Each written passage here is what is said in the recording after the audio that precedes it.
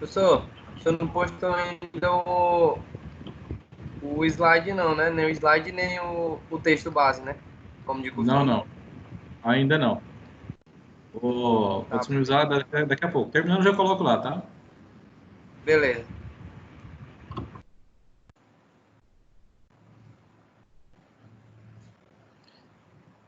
Bom, vamos lá, gente. Quando a gente fala em gestão de riscos, né, dentro de controladoria, o que vocês imaginam como gestão de risco?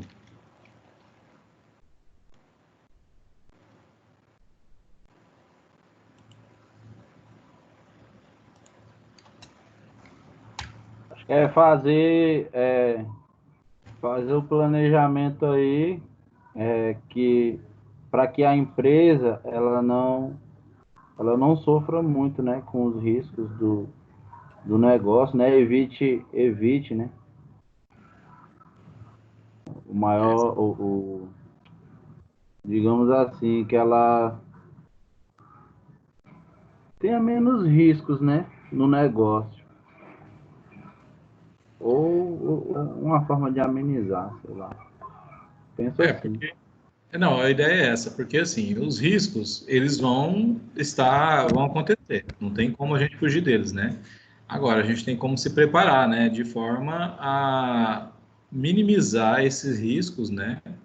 Ou, se possível for, até eliminar os riscos, né? Tá?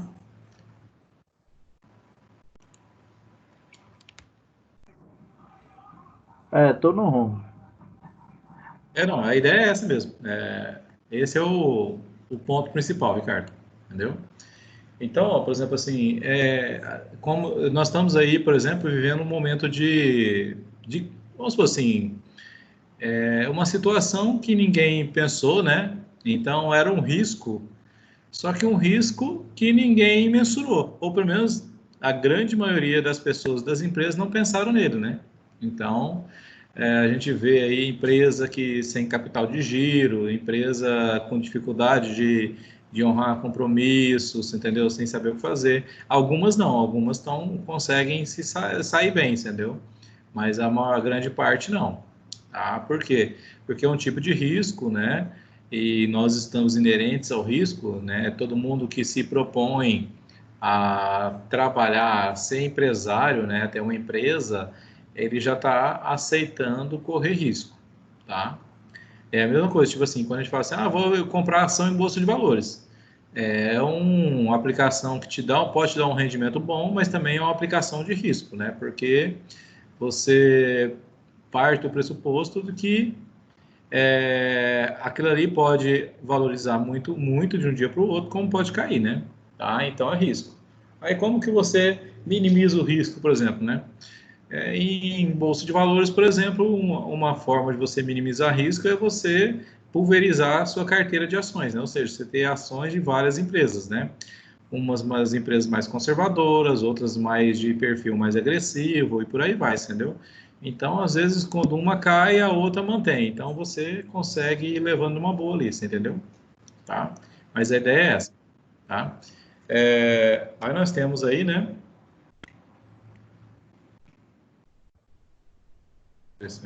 Aqui. Nós temos aí o que o próprio texto traz, né? Que nas últimas décadas, 3 décadas, nós tivemos muitas crises, né? De âmbito mundial, né? Nós tivemos aí crise em 2008, tivemos crise em 2001, né? Tivemos aí na década Mil de... novecentos e vinte e nove. Essa aí não é das últimas 3 décadas, né? Mas tudo bem, também. A crise de 29 é uma crise que veio afetar o mundo, né? Entendeu? Vocês viram até esses dias uma notícia de que tinha empresa nos Estados Unidos pagando para você comprar, né? Pagando para você pegar petróleo dela. Vocês viram isso? Tinha algumas opções lá de compra de petróleo que estava lá que as empresas estavam assim, ó, o preço estava negativo, ou seja, a empresa pagava para você exercer o direito de pegar aquele petróleo. Vocês já chegaram ao ponto de pensar isso? Olha, eu não vou pagar para comprar o petróleo.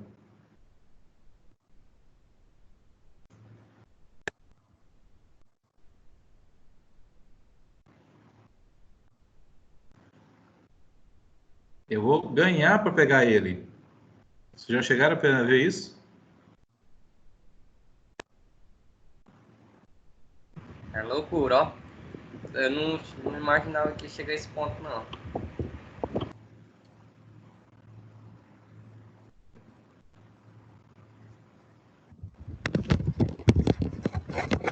Pessoal, vocês estão me ouvindo?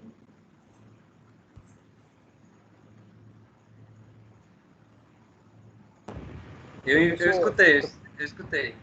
Professor, Tá ruim, mas tá bom. eu não escutei direito. Como é que funciona esse negócio aí da empresa pagar para poder tirar o petróleo de lá? Como é que funciona isso aí? Qual o segredo?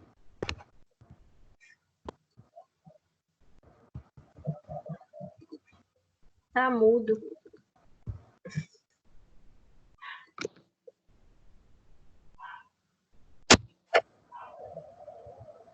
Oi! A net caiu. A do professor, né? Sim. Ou não? Sim. Vamos fazer uma vaquinha, botar mais uns mega lá. Não, mas não é a net dele, não. É não? Não sei. Não sei. Viu o que foi que aconteceu, então? Eu acho que não é dele, não. Ele mesmo, acabou de confirmar aqui. É a dele? Acabou de confirmar no grupo aí. Ixi. Professor, será que cortaram logo no dia de hoje? Esqueceu o boleto.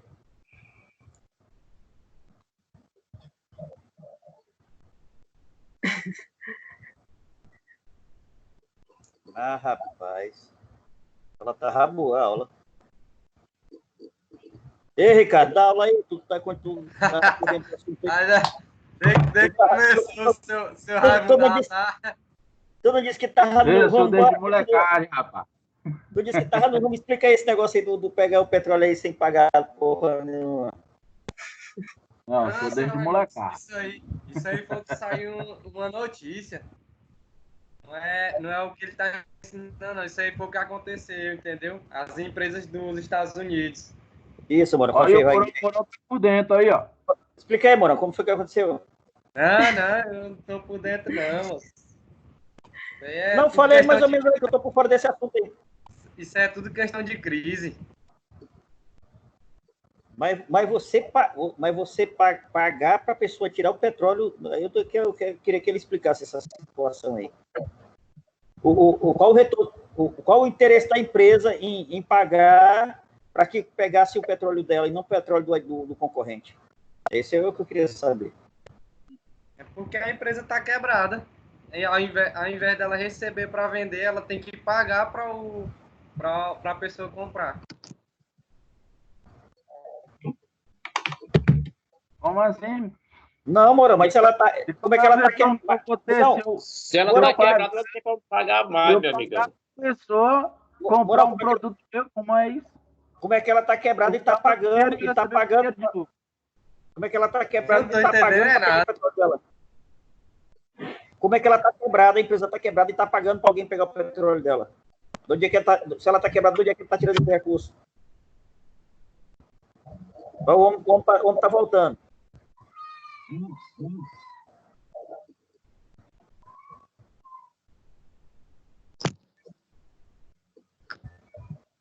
Eu não entendi, não entendi. Ele vai explicar agora, se ele voltar aí, ele vai explicar. Voltei. Aqui já foi briga aqui já no grupo, já, depois que você saiu. Diga aí. Nós estamos querendo entender o porquê como é que funciona essa matemática aí da empresa pagar, a empresa petrolífera pagar para pegar o petróleo dela. Num primeiro momento, nem eu também não entendi. Eu achei que era uma coisa de doido, né? mas eles estavam pagando até $20, chegou a pagar $20 por barril, né?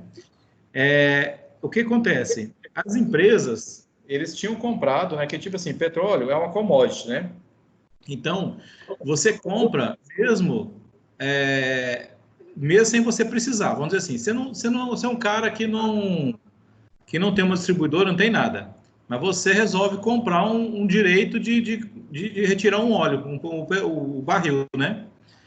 E o que aconteceu? Geralmente o pessoal faz isso para, tipo assim, ó, eu compro, né? Compro aí com preço, sei lá, de $30 o barril, e depois, no momento, o pessoal vai estar querendo, e eu tenho essa reserva que eu comprei, né? Que aí eu vendo para alguém. Tá? É como se eu virasse um atravessador na história. Qual que é o problema? O problema é que a pessoa tem prazo para tirar esse petróleo, né? Ele tem que ir lá e tirar, ele já comprou, né? Ele não consegue vender, né, para outra pessoa ir lá e retirar.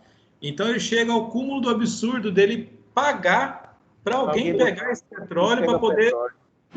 Não, porque senão a multa para ele que ele não retira é maior do que o preço que ele está pagando, entendeu? Entendi, agora eu entendi. Agora que eu fiz. Tanto que assim, chegou a estar $20, né, pagando, depois caiu para $8 só. Mas mesmo assim, né? Ganhar para tirar petróleo. Mas por que foi feito isso, Raimundo? Porque ninguém tinha espaço para colocar petróleo, entendeu? Estava no momento lá que as empresas produtoras nos Estados Unidos teriam que suspender a produção, entendeu? Porque não tinha mais onde colocar. Que com essa pandemia, né, houve uma queda muito grande no consumo, né? Então, os que produzem, eles têm que vender. E alguém que comprou tem que dar um jeito de colocar isso em algum lugar, né? Diga, Morão. Fala, Felipe. Mas isso vem desde da crise que ocorreu. Isso vem desde a crise que ocorreu lá em 2008? Não, é que assim, a crise de 2008 foi uma das crises, né? Do subprime, os negócios lá, entendeu? A gente acho que teve crise de internet, de bolha de internet, entendeu? Teve várias crises, né? A crise americana teve uma crise. Mas é porque assim. Há muitos anos atrás teve uma crise americana que eles chegaram ao ponto, acho que deu uma quebradeira geral lá, que hoje eles estocam tudo. Eles querem tudo, minério, ferro, ouro, prata, eles estocam tudo. Então é mais ou menos por aí, eles tocaram petróleo demais, e aí depois na hora de retirar, não tinha onde colocar, e aí a multa seria maior do que você explicou aí. Mas a questão é assim, ó, o governo dos Estados Unidos, eles têm uma reserva de petróleo lá, que eles conseguem armazenar mais ou menos petróleo para uns 30 a 40 dias de consumo do país, entendeu? O governo tem um estoque regulador. Então, o que ele faz? Né? Esse era um momento do governo ir lá comprar petróleo barato para repor seus estoques, né? Porque a hora que precisasse vender para o mercado, ele vende a preço de mercado, ele não vende a preço barato assim não, né? Só que acontece, o governo também não tinha espaço para colocar, entendeu? Essas crises aí, na verdade, gente, tipo assim, a gente vivencia isso, praticamente a cada 5 anos a gente tem alguma crise, né? A cada 10 anos é uma crise aí que o impacto é mundial, entendeu? A gente tem muitas crises setorizadas, né? Mas a gente tem as crises mundiais. E a das primeiras crises mundiais que teve, né, que foi a de 1929, né, que até o Mourão citou aí, essa daí foi crise de confiança mesmo, assim, o que acontece? As empresas estavam com o valor delas estava assim exorbitante, né? Tava tipo assim, você imaginar como uma empresa tem ativos, né? Quando a gente fala em ativos, a gente fala no que a empresa tem mesmo, né? O que ela tem físico, né? Aí você tem uma empresa, por exemplo, que ela tem de ativo 1 milhão e você vai na bolsa, ela vale 200 milhões, né? Ou seja, se essa empresa quebrar amanhã e vender tudo que ela tem para pagar os seus acionistas, cada um vai sair com uma merrequinha na mão, você entendeu? Então, a gente tem que ter essa visão. Aí teve várias crises, né? Que aí a gente teve a Primeira Guerra Mundial, de 1914 a 18, depois teve a Segunda, de 39 a 45, teve Guerra da Coreia, teve Guerra do Vietnã, junto com a Guerra do Vietnã, no finalzinho dela, teve a crise do petróleo, tivemos em 1967, se não me engano, a Guerra dos 6 dias, né? Em Israel. Falando de Israel, Israel chegou aí agora. Aí tivemos a primeira crise do petróleo, a segunda crise do petróleo, entendeu? Então, o Brasil, por exemplo,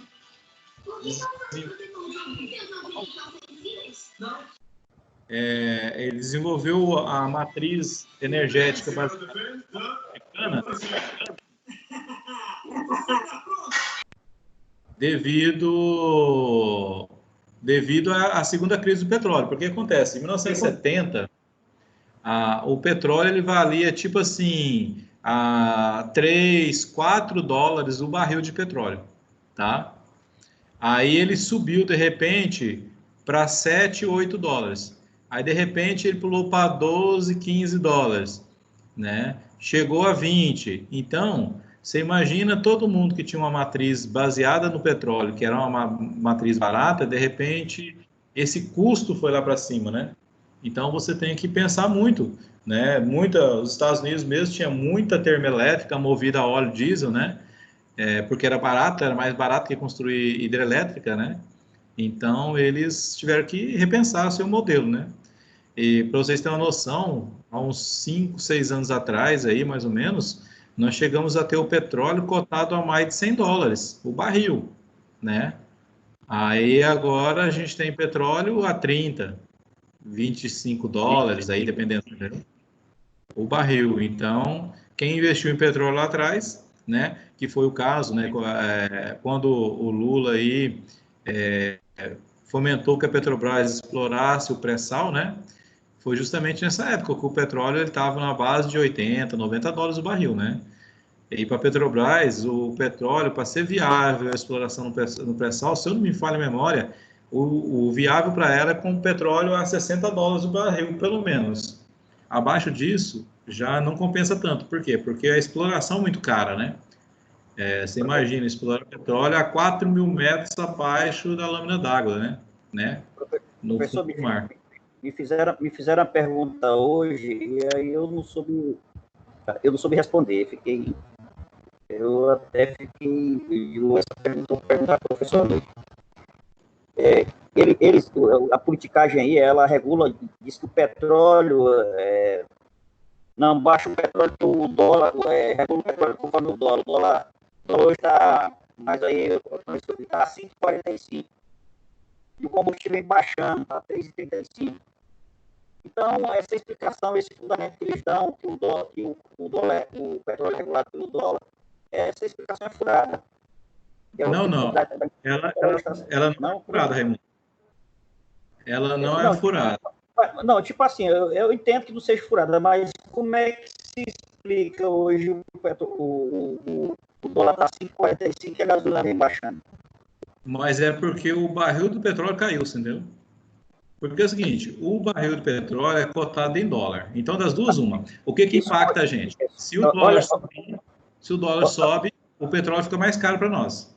Se o petróleo sobe, automaticamente ele fica mais caro. Mas o que aconteceu? O dólar subiu, né? Mas o petróleo caiu muito, entendeu? Então, a Petrobras, ela no balanço dela que ela faz lá, de avaliar preço, ela levou isso em consideração. E outro detalhe também, o que acontece? Por que o combustível está caindo? Né? Porque as distribuidoras estão tirando margem de lucro. Porque como o consumo caiu, elas têm que fazer venda, né? Então, para elas fazer venda, o que elas têm que fazer? Derrubar preço, entendeu? Então, elas estão diminuindo o margem delas. Porque a gasolina também, se ela ficar mais de 3 meses estocada, ela perde rendimento, né? Ela fica velha. Entendeu? Então, a explicação está aí, no meio termo que você falou aí, a explicação está no lucro exorbitante, então. Que eles chegaram a baixar, lucro exorbitante, aí joga a carga tributária toda nas nossas costas. É assim, ó, nós temos um problema muito grande, que tipo assim, você fala assim, a Petrobras diminui o preço lá na refinaria, mas o preço não cai aqui para a gente. Primeiro, o ICMS que é aplicado em cima do petróleo, em cima do combustível, ele não é em cima do preço de venda, tá? Ele é preço de pauta. O que é preço de pauta?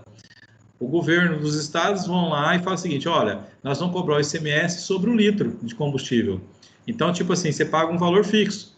E esse litro, ele é pensado numa pauta de venda, ou seja, o governo pensa, olha, você vai vender esse combustível a 4,80, então eu vou te cobrar aqui o ICMS sobre 4,80, né, você já paga fixo. Quer dizer, se o cara vende abaixo de 4,80, ele perde, porque ele está pagando já o ICMS em cima, você entendeu? Então, é meio amarrado, por isso não consegue derrubar isso tudo, né?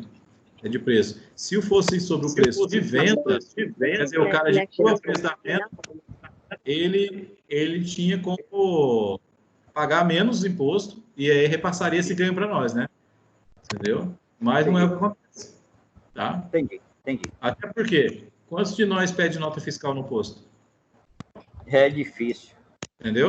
Então, por exemplo, o posto de combustível, ele pode vender a gasolina a 4,80 e depois ir lá e dizer que vendeu a 4,30, porque ninguém pediu nota, entendeu? Entendi. Esse é o detalhe, tá?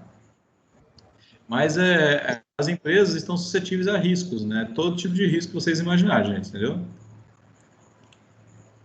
Deixa eu voltar aqui no nosso material aqui.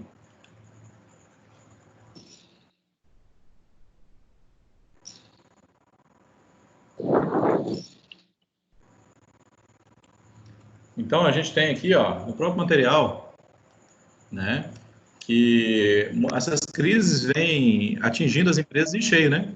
Muitas empresas aí, algumas suportam, outras não suportam, né, essas crises.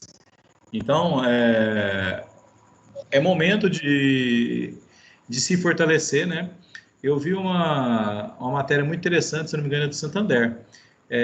Por exemplo, tinha lá várias bancas de revista, bancas de jornais, né? Em que o Santander está investindo neles para mudar o ramo de atuação deles.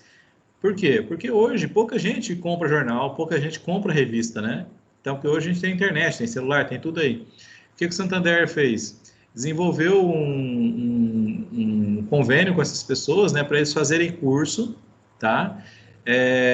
Para as bancas vão passar a ser oficina técnica de manutenção de celular, algumas, né?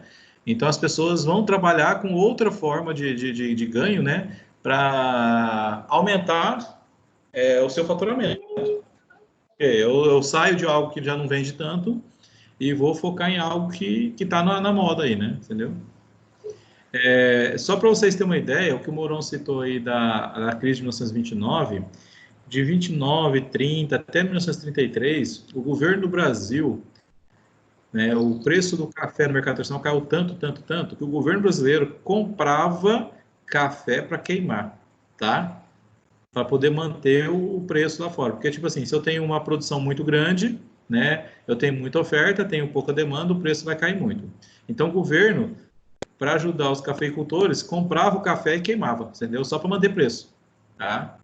É o que a gente vê, já viu algumas vezes aí, o pessoal, os fazendeiros, né, que produzem leite, né, jogando leite fora, jogando tomate, vários itens aí, porque a produção é muito alta e o mercado não absorve tudo isso, aí vira aquela guerra, né, todo mundo quer vender, então cada um vai baixando seu preço, entendeu?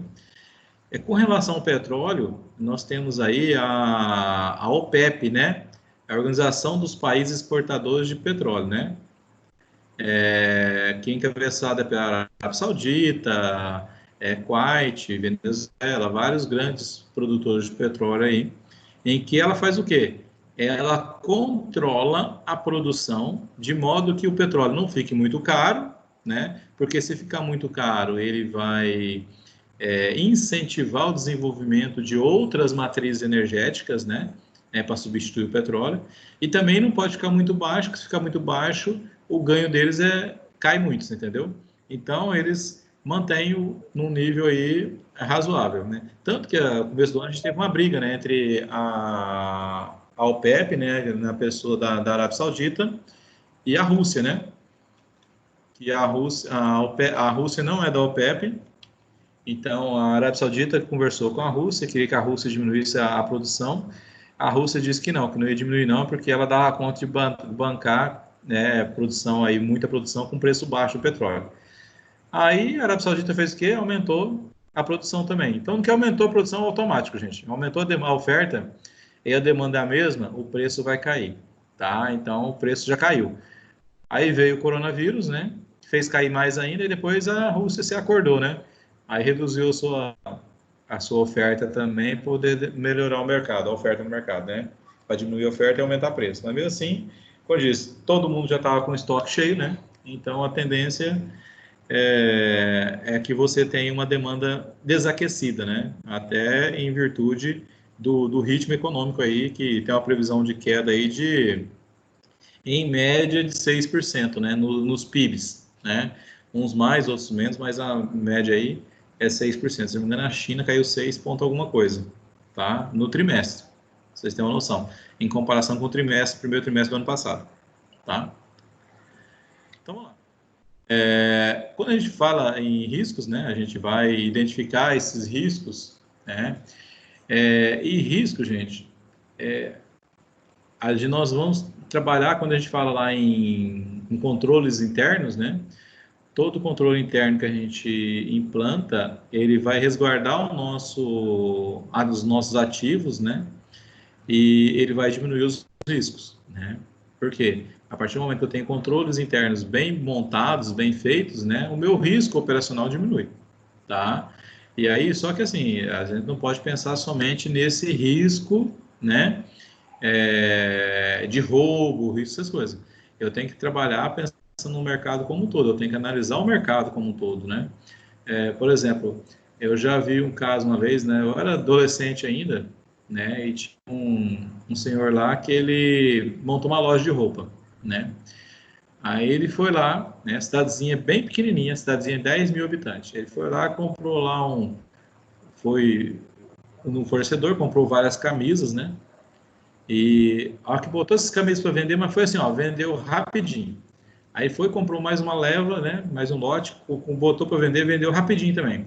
Aí o que ele fez? Ele foi lá e comprou um lote muito grande. Falou assim, olha, já que tá vendendo bem, né? Eu vou vou comprar mais coisa. Só que ele não analisou o seguinte: eu estava numa cidade pequena, né?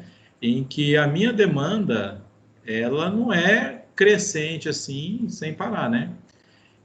O final da história, ele ficou com as camisas encalhadas. Por quê? Porque você acha bonito, mas todo mundo tem, você quer ser algo único, né? Então você não quer ficar comprando roupa porque todo mundo tem igual ali, entendeu? Às vezes, se você vê um cara com uma roupa legal, você vai querer de repente comprar uma igual. Agora, se você vê 10, né? Você fala assim, não é time de futebol, né? Então ele ficou muito tempo com essa Eu roupa sou encalhada mais. lá. Oi? Pra mulher que é mais difícil, né? Pra mulher que é mais difícil essa questão aí. Porque quando Não. vê, é que não quer comprar. Não. Ela pode até achar bonito, mas ela não compra de jeito nenhum, entendeu? Nesse caso seria ruim, né? Não, é horrível, né? Tanto que as roupas para mulheres, né, a maior parte delas, né, o pessoal geralmente compra duas peças no máximo ali, entendeu? As meninas estão aí para dizer, né? Se você de repente vê uma com a roupa sua que você viu lá que você tem igual, beleza, né? Desde que não esteja na mesma festa que você, né? Que você quer ser exclusiva. As mulheres, homem não liga muito não, tá? Mas as mulheres querem ser exclusivas, tá? O homem, se o cara chegar assim numa festa e ver um vestido igualzinho, ele fala assim, rapaz, esse cara tem bom gosto, viu? Eu tô bem vestido, Tirar até foto. tá? Mas as mulheres são diferentes, elas querem, né? As meninas aí que me corrigem se eu estiver falando besteira, tá?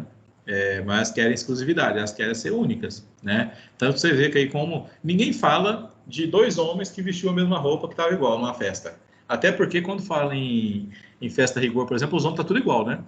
Quem tá diferente é as mulheres, né?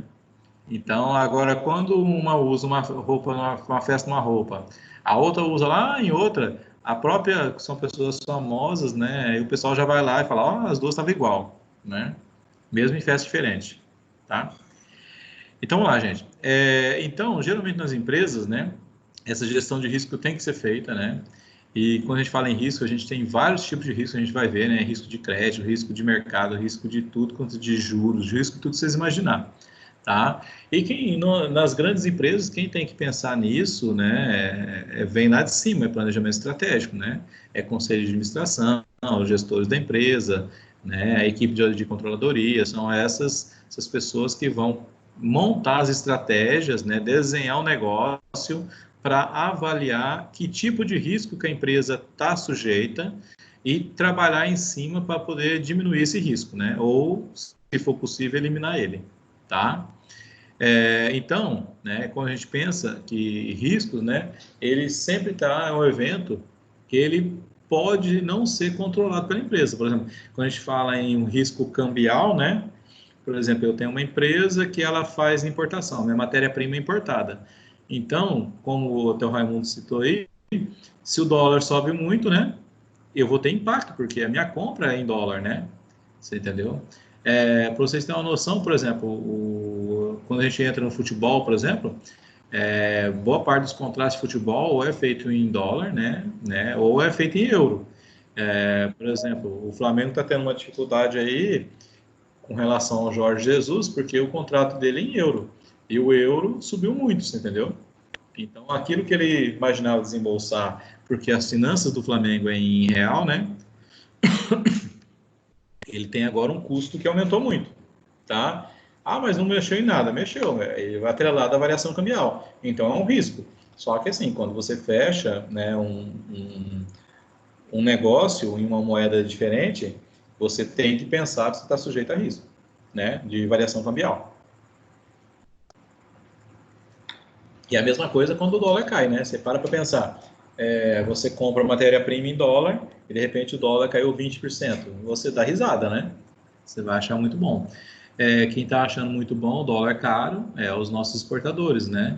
É o pessoal do agronegócio, exportando soja. Por quê? Porque o preço da soja é de acordo com a demanda, né? Então, o que vai variar nele bastante, vai dar um ganho aí, é justamente a variação cambial, né? Se o cara plantou a soja quando o dólar estava, sei lá, 4,30, 4,20 lá atrás, né? E agora vai vender, o dólar está 5 alguma coisa, nem sei 5, quanto é o dólar hoje? 5,40, né? Alguma coisa assim, nem sei, tá? Então, você imagina, ele está dando risada, só que por outro lado ele está chorando. Por quê? Porque ele compra muito químico, né? Esses herbicidas, aquelas químicas que usa para trabalhar o solo, né? E essas químicas são em dólar. Então, né, se ele está ganhando na venda, ele vai pagar mais caro na compra desses produtos também, tá? Os fertilizantes. Lembrei da palavra. 5,58, né? Então, você imagina o cara plantou a soja pensando em vender a 4,40, 4,30 e agora está a 5,58. Olha a maravilha. É um ganho aí de 25% praticamente, né? Tá? Se você pensar de 4,40 para 5,58, é praticamente 25% de aumento, né? Qual empresa que consegue aumentar seu faturamento em 25%? Praticamente sem fazer nada, né? Só que vai ter custo de reposição, né? Tá? Então, vamos lá. A gestão de risco, né, gente? Ela objetiva diminuir o risco de grandes perdas e melhorar a compreensão e controle das operações, né, nos diversos mercados. Surgiu uma atividade denominada gestão de risco que é fundamental, né, para acompanhar e controlar os riscos de posições, né? Toda empresa deve mensurar, né, avaliar e acompanhar os seus riscos, estabelecer limites e definir procedimentos, né? Isso se constitui a principal ferramenta de controle e conhecimento dos diversos tipos de exposições criadas por suas operações. Então, gente, a empresa tem que analisar o mercado que ela está, você tem que pensar, né? Vou fazer uma pergunta para vocês. Escritório de contabilidade tem risco?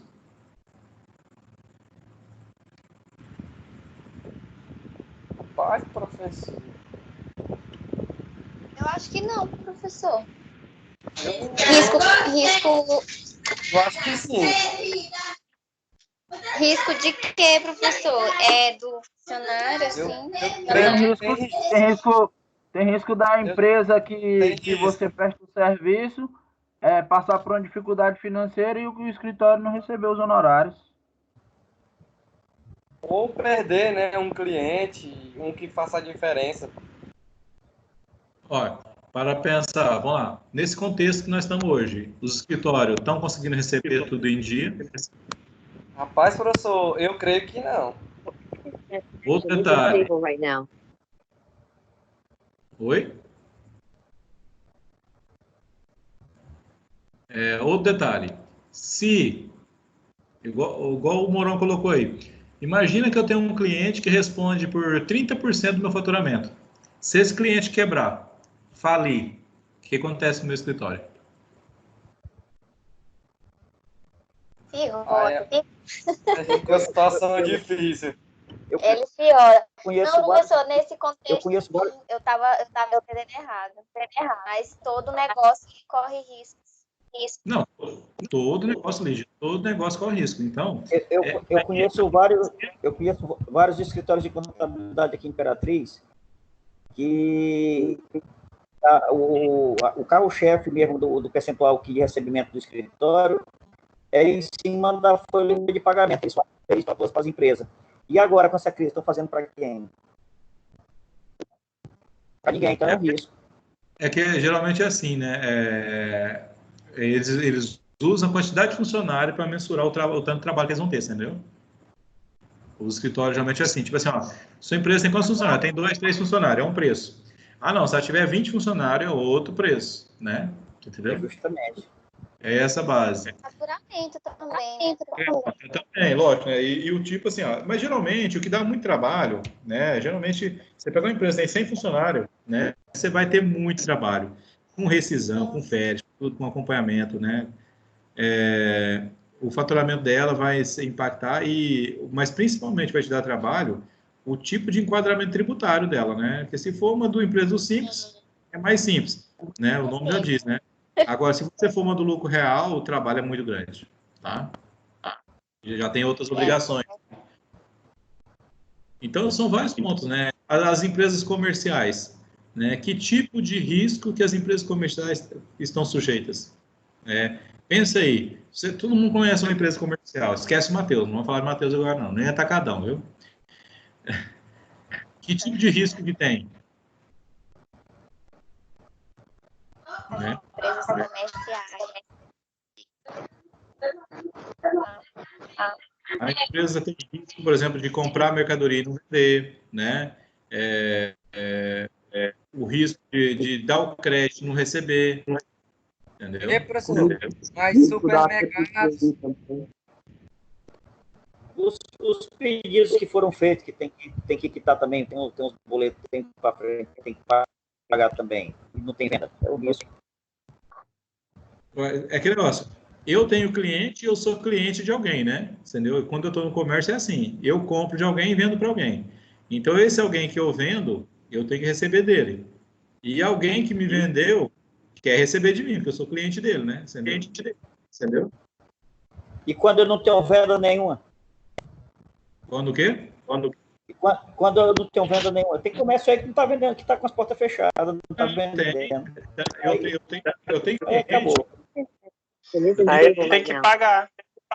Estão abertos, né? Aí o que acontece? Eles estão tendo um grande problema, porque é tipo assim, ó, vende alguma coisa, mas aí eles têm que repor o estoque dele daquilo que está vendendo, né? Só que tem faturamento mínimo nas empresas, nos fornecedores, né? Aí ele acaba comprando uma coisinha, mas tendo que comprar outra que ele não precisava para poder dar faturamento mínimo, entendeu? E, como diz, e ele não estava prevendo para aquilo ali, porque ele não vendeu aquilo ali aí, né? Entendeu? Então é complicado, mas as empresas têm que mensurar, são vários os riscos aí inerentes, entendeu? Por exemplo, a gente tem esse risco dessa pandemia, por exemplo, né? Dono de farmácia está dando risada, né? Entendeu? Dono de supermercado, de padaria, né? De posto de combustível. O posto de combustível também não, porque diminuiu o consumo, né? Mas todos esses que são considerados serviços, né? Essenciais, negócios, ramo de atividade essencial, para eles, tipo assim, tiver que se adaptar, sim, só que eles continuam funcionando, né? E vendendo cada vez mais, né? Farmácia, mercado, então, nem se fala, né? Agora, se a gente pegar já os bares, né? Como é que os bares estão fazendo, né? Os restaurantes, né? Estão vendendo? Estão, né? Vendendo delivery. É o mesmo tanto que vende? Agora, eu te falo, quem está dando muita risada, ganhando muito dinheiro aqui em Imperatriz, é a Kabum, né? Que é a pizza, entendeu? Eu conversei com um entregador outro dia que ele falou assim que ele nunca viu um volume de trabalho tão grande igual tá, entendeu? E é muita coisa, tá? Ei, Então, vamos lá. professor, Diga.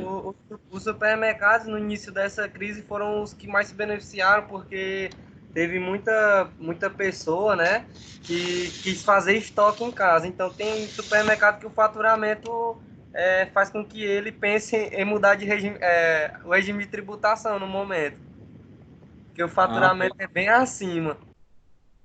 Mas é assim, ó, vamos pensar. Aí nós começamos com essa crise em março, né? Então, em março, o cara já não tem mais como mudar o regime de tributação, não, entendeu? Não, eu Ele vai... sei, o que... Não, mas assim, ele tem que, porque o dono de mercado também, Felipe, ele, nesse momento, ele vai pensar assim, ó, isso é passageiro, né? Porque é o seguinte, todo mundo compra, então aqui todo mundo faz seu estoque, aí depois você vai trabalhar só com reposição, entendeu? Então você vai ter um boom ali no momento, né? Um pico de consumo, né? Lá em cima, só que ele vai cair, né? Ele vai ficar só na reposição, né? Tanto que, por exemplo, no começo dessa pandemia, você ia na parte de papel higiênico, não tinha, né? Álcool em gel, o Matheus vendia lá lacrado, fechado, lá assim, ó, um por cliente. Hoje você chega lá, tem lá, tá à vontade, entendeu? Teve gente comprando carrinhos e carrinhos de álcool em gel no começo, entendeu? Eu não sei se era medo de não ter para usar em casa, né? Ou para revender, né? Entendeu? Mas agora voltou ao normal. Você chega lá, tá álcool em gel, vi lá ontem, R$6,39, entendeu? Teve gente aí indo comprar lá no Tocantins a R$20, que tinha aí no mercearia, não sei da onde, aí o povo tinha. A pessoa foi lá buscar, pegar o carro, sair daqui lá para comprar álcool em gel. Entendeu? Tem esses momentos que aí que o empresário tem que ter o cuidado, né, de pensar o seu negócio, né? Eu tô vendo aqui, eu tô vendo aqui o cara se equilibrando aqui. Eu vou em cima dessa questão que o Mourão falou aí. No primeiro momento, botar gente por cima do outro, aí dá aquele pico de venda lá em cima. Mas depois eu vi supermercado seco aí durante o dia aí, supermercado com 2 gatos pingados dentro. Então, naquele momento que ele tem aquele faturamento que ele teve lá em cima vai equilibrar os outros dias que ele baixou o pico. Então, vai ficar uma coisa pela outra. Porque tem muita gente que compra mercadoria em casa, não vai estar no supermercado todo dia comprando as coisas. Vai ficar comprando a besteirinha e outra ali que está faltando. Exato. Eu tenho que pensar, sempre eu analiso, mas no longo prazo. Eu não posso ver isso assim, no curto prazo, já tomar a decisão assim, eu vou aumentar. Não é assim, você entendeu? Tem que ter esse cuidado, justamente por isso. Porque pode ser uma fase. É porque se o dono do supermercado bota na cabeça dele que aquilo ali vai acontecer todo dia, ele está pensando errado. Primeiro, o Estado não vai ter dinheiro para todo santo dia estocando. Hoje eu vou ter que comprar amanhã, pode acabar. Ele não vai ter esse volume de dinheiro para fazer esse tipo de coisa.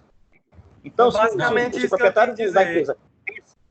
Isso, seu Mourão, eu estou vendo o seu raciocínio.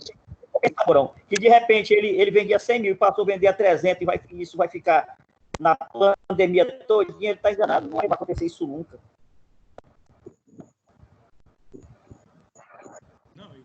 Não sei se vocês lembram, do ano retrasado, teve uma palestra lá no auditório da faculdade com aquele cara lá do Gatinhos. Ele é o cara que desenvolve o marketing no Mateus, essas coisas aí, entendeu? Ou pelo menos desenvolvia, né? quando o Matheus tinha uma loja só aqui, que era no Timbiras, né? Quando falou em abrir a loja da Bernardo Sayão, o pessoal falou que era suicídio, que ele ia dividir o mercado com ele mesmo, entendeu? O mercado consumidor. E eles fizeram uma pesquisa, né, já com experiência de outras regiões, de outras empresas, em que dizia justamente o contrário, que a segunda loja, além dela faturar, ela aumentava o faturamento da primeira. E foi o que aconteceu. Eles falaram que o faturamento da loja da Goiás, da Ceará, ele aumentou por 2, ele dobrou de tamanho com a abertura da loja da Goiás, entendeu? Então, são riscos, né, pensados, né, com estudados, que você vê que no final você fez foi ganhar, né? Entendeu? Mas é pensado que o que poderia dar errado e de realmente, quando diz assim, é mais do mesmo, né? Então você aumenta a sua despesa e não aumenta o seu faturamento, né?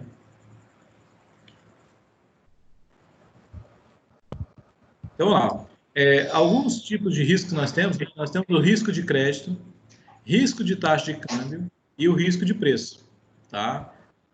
Nada mais é que o risco de crédito, né? A possibilidade de a empresa vir a incorrer em perdas decorrentes de problemas financeiros de seus clientes, que é o que os escritórios de contabilidade estão sujeitos, né? Eu tenho para receber, mas eu não recebo porque o meu cliente está quebrado, tá? O de taxa de câmbio, né? É aquela situação.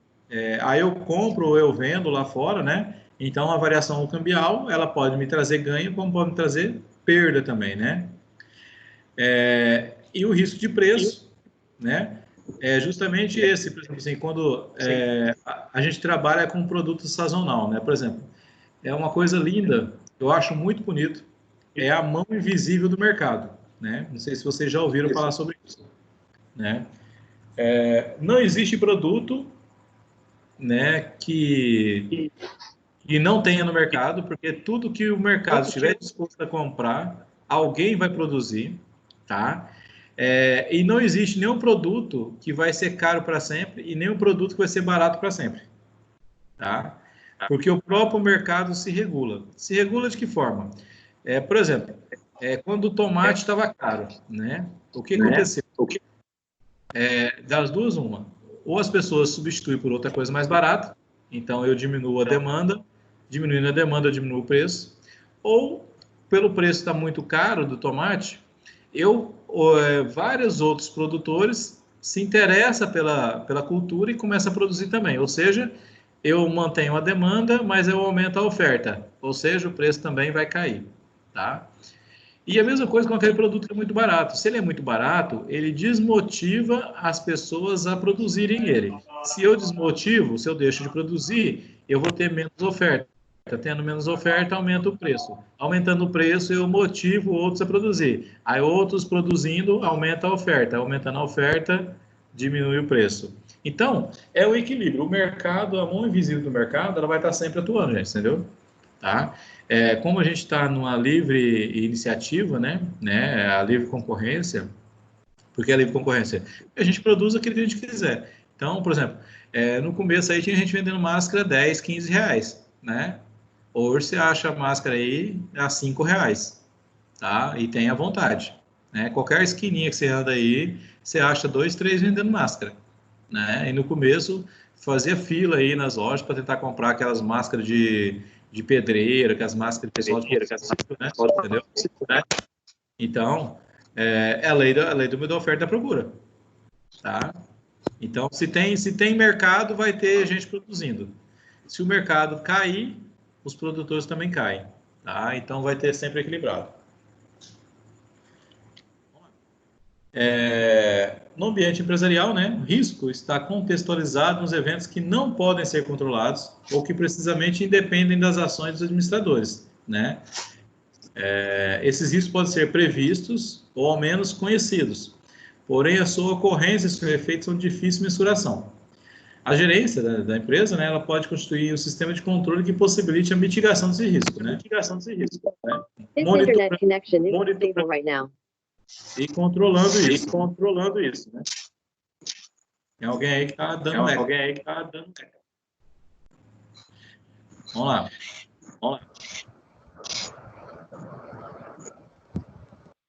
No exemplo aqui, né?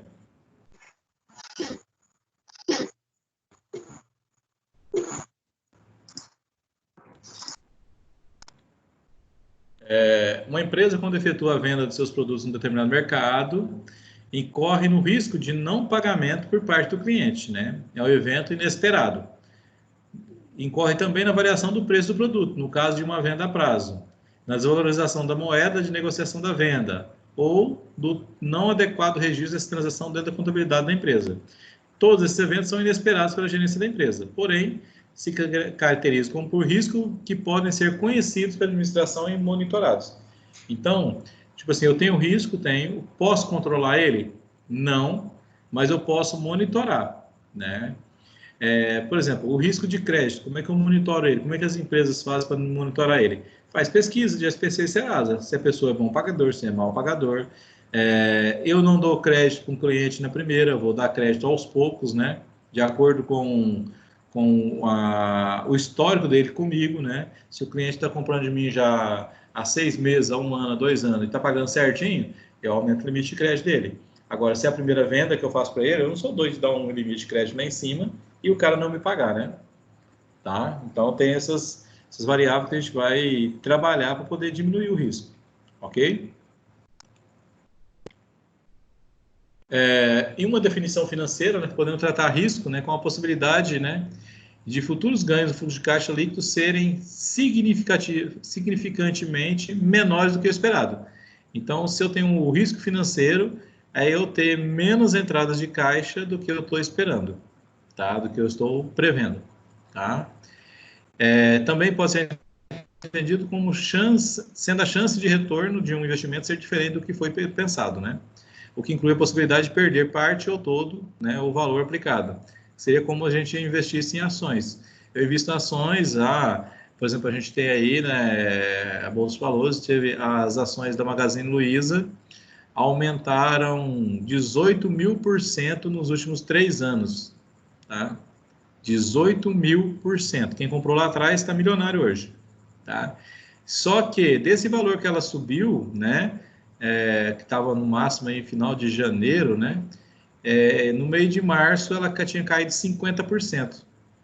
Olha só, eu subo 18.000% e teoricamente eu perdi 9.000% desse aumento, né, que caiu pela metade em 30 dias, tá? Então são riscos, né, financeiros, porque tem envolvendo dinheiro, tá? Por exemplo, a gente tem muitas vezes aí as empresas vendem a prazo e não recebem, ou seja, não é só o meu lucro que eu estou deixando de ter, eu estou perdendo o capital investido, né? A mercadoria que eu comprei, a despesa que eu tive com funcionário, tudo mais que eu tive para poder fazer essa venda, assim, entendeu?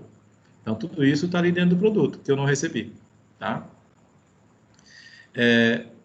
Uma empresa, né, o risco nada mais é do que uma diferença que ocorre entre o retorno real e aquele que era esperado. Tá? Podemos dividir essa diferença em 2 tipos a partir das causas, risco específico da empresa e risco de mercado. O risco da empresa seria aquele relacionado ao investimento em questão, enquanto o risco do mercado se aplica a todos os investimentos. Né? Nós temos aqui, ó, risco, né? Temos o risco operacional e o financeiro, certo? Temos risco de performance e risco de liquidez. E dentro do risco de performance, nós temos o quê? O risco de mercado, variação cambial, preço, taxa de juros. Dentro do risco de crédito, o quê? Insolvência de contraparte, né? Ou seja, bancos, fornecedores, clientes, o risco do país, né? E o risco de liquidez é a minha capacidade de pagar isso ou não, tá? A minha capacidade de honrar com meus compromissos. Por exemplo, o meu risco de crédito, daquilo que eu tenho para receber, ele é diretamente proporcional ao risco de liquidez do meu cliente. Se o meu cliente perde a liquidez, ou seja, a capacidade de pagar os compromissos dele, eu tenho o meu risco aumentado, porque se eu tenho para receber dele, aumenta a chance de não receber, tá? Então, é o que a gente está passando agora. Nós temos as empresas aí que estão sofrendo, né? Para poder fazer venda, né? Que todo mundo sabe. Aí as que estão trabalhando mais aí, tira essas de atividades essenciais, né? As que trabalham mais das demais aí trabalham meio período, tá? São oficinas aí, algum tipo de comércio, né? Então trabalham meio período. Ou tem atividades que nem trabalhando estão, tá? Então, eles têm um risco de liquidez muito grande, ou seja, eles não vão dar conta de pagar os clientes, né? Eu tenho cliente mesmo que já me falou, olha, eu não sei nem como eu vou pagar o aluguel, tá?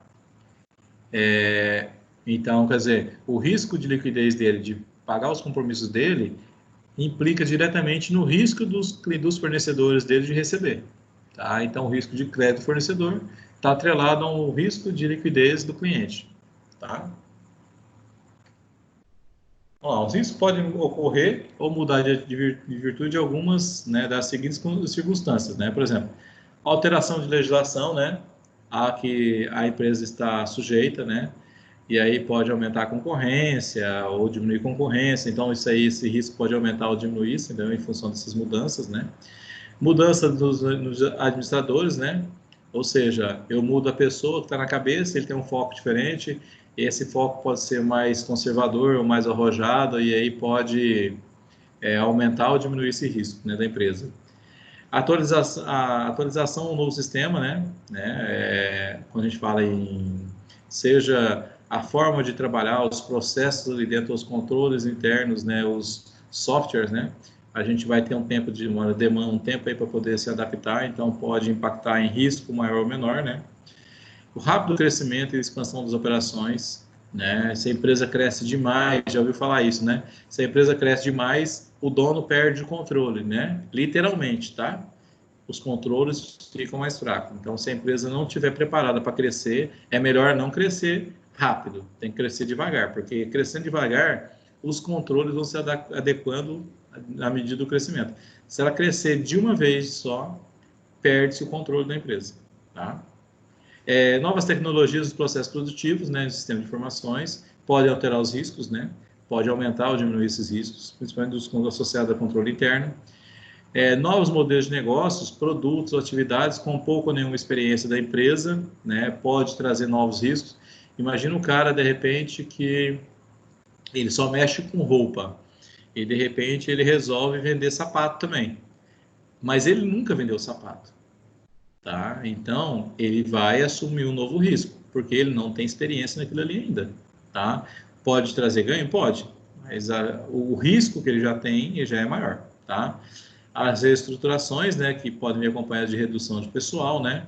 Acontece muito, uma empresa compra outra, então fica ali com o pessoal no começo, sim, mas depois já começa a fazer a empresa que vai assumir, ela já começa a botar pessoal dela, né? E às vezes nem sempre o pessoal dela está por dentro da história da empresa, né? Do mercado que a empresa está inserida, né? Pode ser bom? Pode, mas muitas vezes também tem muita perda aí e aumenta o risco, né? E expansão de operação estrangeira, né? Aquisição, carrega novos riscos como da variação cambial. Eu abri uma empresa, sei lá, em outro país, né? É um risco muito grande, porque primeiro eu tenho que conhecer toda a cultura local, ver como é que é a legislação do país, tudo isso vai impactar, né? Então aumenta o risco. Tanto que no Brasil nós temos aí o risco Brasil, né? Entendeu? As empresas para investir aqui, elas já assumem o risco de ter mudanças que elas não têm controle. Por exemplo, mudança de política monetária, política cambial, de tudo quanto é tipo, né? Entendeu? Então, o risco é muito grande de se investir no Brasil, tá? Entendimento de legislação, né? A gente tem aí o nosso STF, que tinha um entendimento de uma legislação, 3 anos depois mudou o entendimento. Pronto. E aí? Cadê o que a gente chama de segurança jurídica, né? Cadê a segurança jurídica nesse caso, né? Não sei, tá?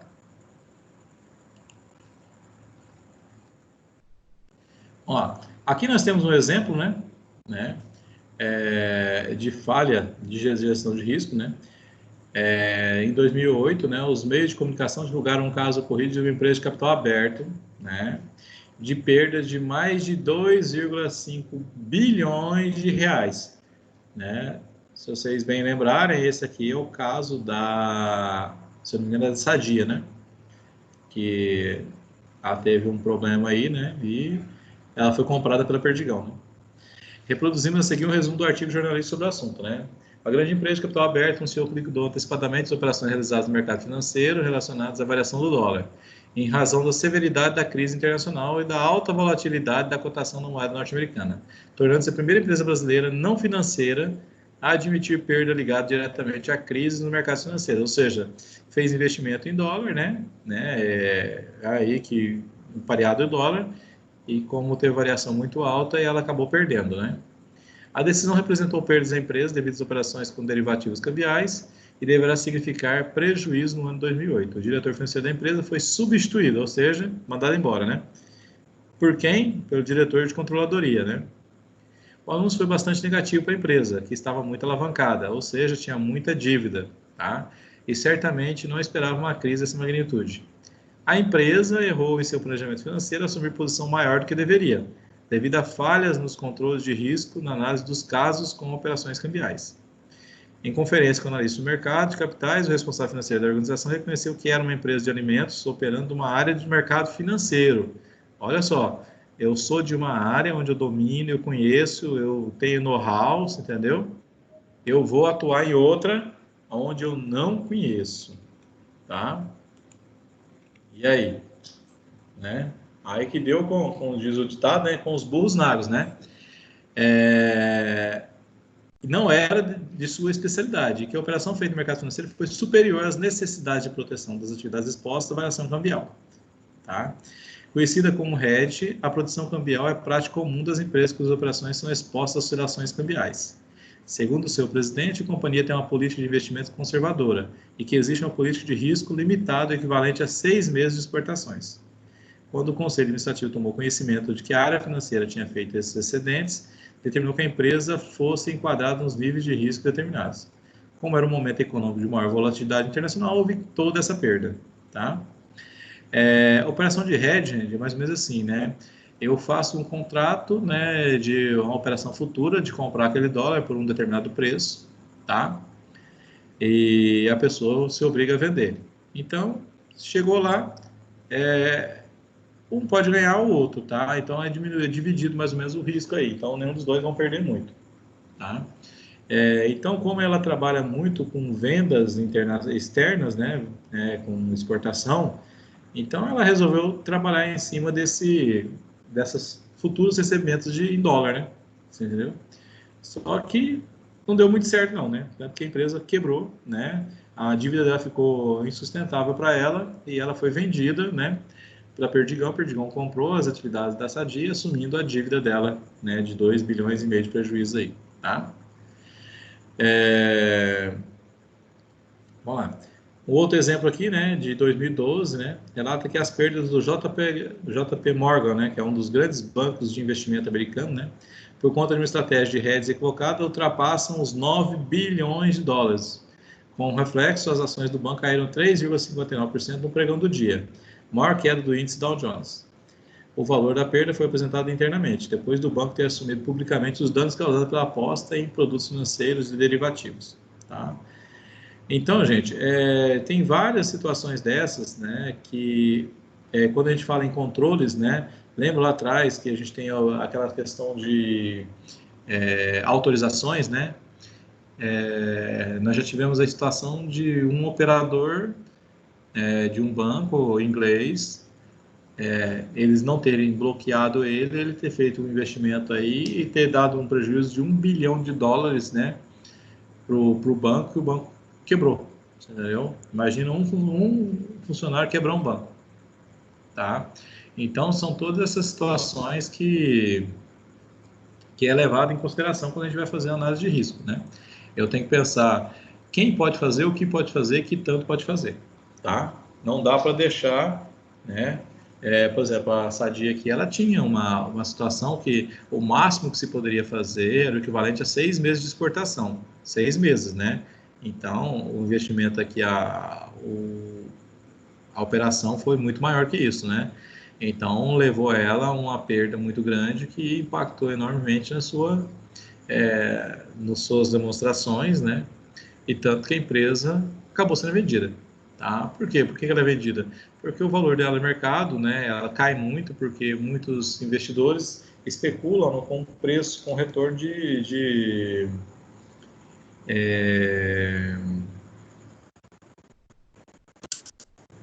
dividendos, né? De lucro. Então, se a empresa tem um prejuízo desse tamanho, dificilmente ela vai ter lucro, tá? Ó, quando a gente analisa risco, né? Aí tem um risco baixo, médio e o alto, né? Então a gente pode analisar, né?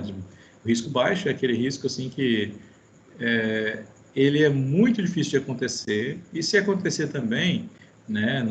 Ele tem, ele pode dar um prejuízo pequeno ou um prejuízo grande, mas o risco de acontecer é muito baixo, né? Aí eu tenho aquele risco que é alto, né? Que é muito fácil de acontecer.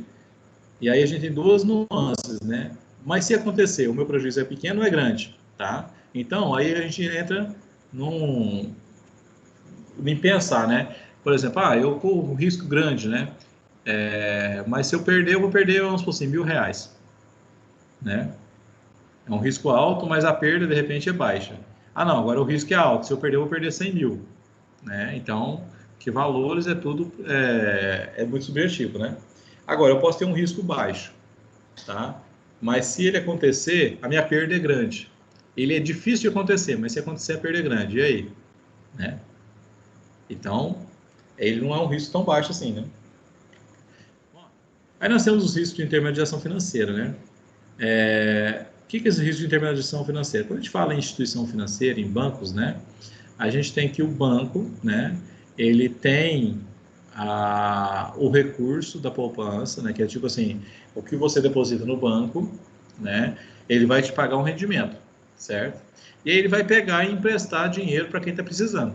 Então, o banco não empresta dinheiro dele, né? Empresta dinheiro seu, tá? Que o banco mesmo tem muito pouco de recurso ali dentro. Então, ele pega o dinheiro de alguém, dos aplicadores, né? Que são as pessoas que têm o dinheiro sobrando e deixam no banco, e faz esse empréstimo para quem está precisando, tá? É lógico, eu pego aqui, pago 0,5%, empresto ali pagando 5%, tá? Por que o banco te paga com 0,5%? Porque o risco dele não te pagar é muito pequeno, tanto que na poupança é até garantido, né? Tá? As aplicações de poupança. Agora, eu já empresto para alguém, quando o banco empresta dinheiro para alguém, o risco dessa pessoa não pagar já é bem maior, né? Então é melhor você emprestar para o banco que emprestar para o seu amigo, porque às vezes o amigo vai ser um risco maior, tá? Então nós temos aí vários tipos de risco, né? Variação das taxas de juros que a gente já estava comentando, né?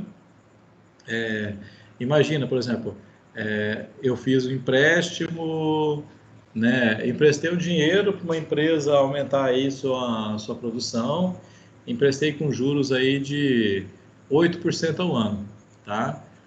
Aí eu vou pegar dinheiro no mercado, aí o governo vai lá e aumenta essa Selic para 10% ao ano, por exemplo. Então eu emprestei nos juros mais barato do que o banco está me cobrando, o governo está me cobrando agora, entendeu?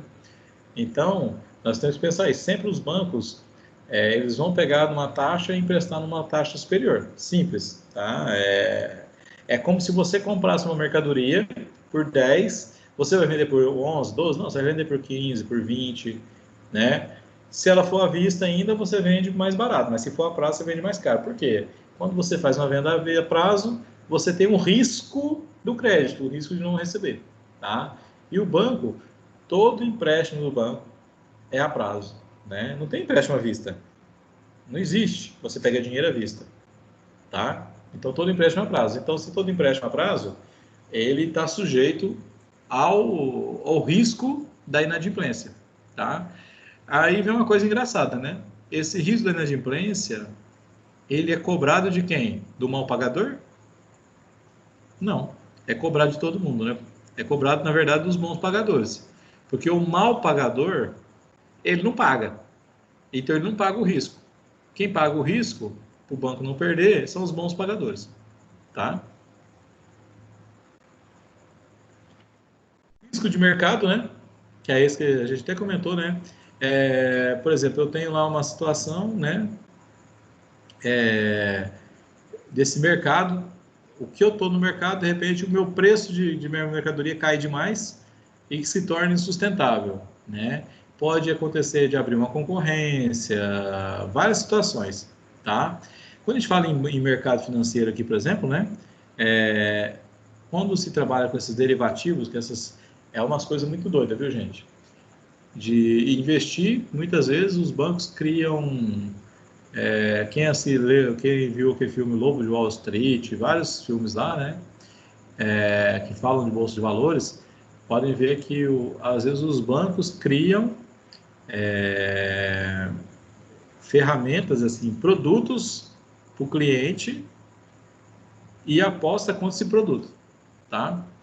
O que eu tinha até citado é esse, o banco americano, esse Berges aqui, ó, que é esse Nick Leeson, né? Ele apostou na alta do índice Nikkei no mercado japonês, né? Comprando contratos futuros desse índice no valor de 8 bilhões de dólares, tá? Entretanto, por vários motivos, o índice não aumentou, o índice caiu. Em consequência, durante o período de um mês, o banco perdeu 1,2 bilhão de dólares, tá? O que tornou o banco insolvente, ou seja, ele não tinha mais capacidade de cumprir com os seus compromissos, né? Tá? Ou seja, ó, as perdas que ele tinha, superou os recursos do próprio banco. Então, o banco se tornou insolvente, tá? Então, esse risco de mercado que a instituição financeira está assumindo, né, que é o que chama de posição a descoberta, ou seja, eu não tenho capital para isso, né, varia muito, né? Então, toda vez que você faz uma aposta, né, no mercado, né, que ela tem risco, você tem que mensurar até que tanto você é capaz de esticar a perna, tá? É aquele negócio. Nesse caso aqui, o caso que esse aqui, ele tinha autonomia para fazer algo que ele não poderia fazer, não poderia ter essa autonomia, tá? Um cara sozinho quebrou o banco, tá? Então, ele deu um passo maior que a perna. É aquele negócio também, né? Vamos para pensar. Se o índice Nikkei subisse e o banco ganhasse 1 bilhão de dólares, ele seria o gênio, seria o top. O cara ia ganhar promoção, ia ganhar bônus, um monte de coisa. Mas no final da história, ele perdeu o emprego. Se não me engano, acho que ele até cumpriu algum tempo de cadeia, porque na verdade ele fez algo que não poderia. Tá? Ele não estava dentro das competências dele. Tá? Mas é aquele negócio, né? Se der certo, você é o cara. Se não der certo, você é o cara também, o cara culpado. Tá? Risco de crédito, né? Esse risco de crédito a gente comentou, né? Que muitas vezes quando quando a gente aqui vai falar muito de mercado financeiro, quando a gente trata do comércio, é justamente isso, né? De que o devedor, aquele seu cliente, não dá conta de pagar, tá? A gente tem muitos casos desses, principalmente o pessoal de comércio, né? Tem muito disso mesmo, né? O cara compra, né? E por algum motivo não consegue honrar com o compromisso. Hoje em dia, a gente consegue diminuir muito esse risco aí, né? Quando a gente passa a usar as vendas através de cartão de crédito. Ah, professor, mas cartão de crédito tem um custo? Tem. Só que é melhor você pagar 5% para a operadora do que perder 100% da venda, né? Tá?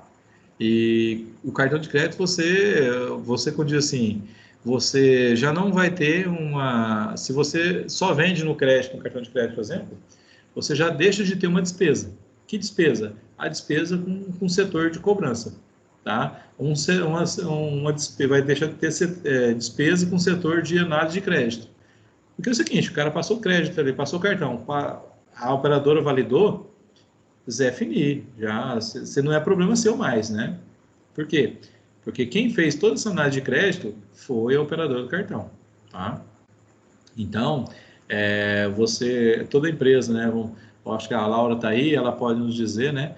O Paraíba, por exemplo, que é um dos grandes fornecedores de crédito, uma boa faixa da população econômica da população aqui de Imperatriz, né? Eles devem ter lá um setor de crédito, né, de análise de crédito, de cobrança muito forte. Então, são muitas pessoas, né, trabalhando, é despesa para a empresa, né, tá? Tanto o Paraíba como Liliane. Agora, já o Eletro Mateus, você já não vê mais isso, né? O cara geralmente vai lá, compra no crédito nele, é no cartão de crédito. Se tiver cartão, bem. Se não tiver, né?